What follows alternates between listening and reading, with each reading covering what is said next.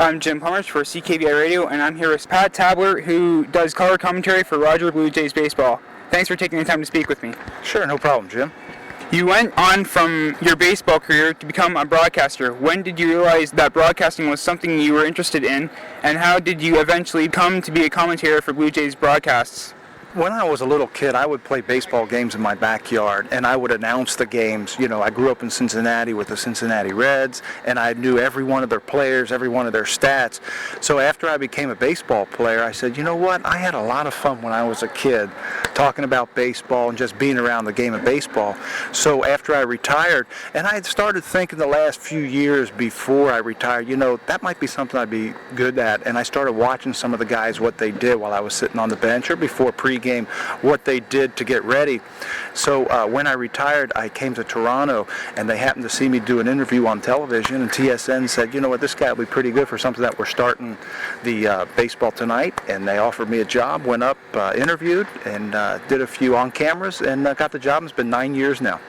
Before a game, what kind of research do you do, and what kind of plans do you make about what you're likely to say during the game? Well, starting for a 7 o'clock game, I usually start around 11 o'clock in the morning, getting on the internet and looking up certain stats, read the local papers as much as I can, and do a lot of reading just to do some research that way. Then get on the internet and do a couple hours on there and write down certain things that I want to talk about and some of the things that interest me as a baseball fan that people would probably be interested in. And then when we get to the ballpark, we have our production meeting, and after that, I'll go into both clubhouses and talk to a few of the players and kind of get some ideas from them, what they're going through, some of the things to look for in the game. So all in all, it's probably about 3 or 4 hours of pre-game prep work that we do to put on a show. As a baseball player, you likely were inspired by many stars of the game, and they influenced how you played. What broadcasters influenced you to become one, and what did you like most about how they worked? Well, really, there wasn't one broadcaster that interested me, you know, that I said, boy, I want to be just like him. First of all, I wanted to be a ball player, and because I love the game so much and am so interested in it, that I said, you know what, I'm going to take what I know and the experiences that I had playing professionally for 17 years and just tell people about it. Growing up in Cincinnati, again, I grew up with Marty Brenneman, who's a Hall of Fame broadcaster that's been doing the radio for the Reds for years. A couple years there was Al Michaels, who was there on the radio, and I grew up in the radio time of baseball, where that's what it was all about, that you just listen to those guys day in and day out.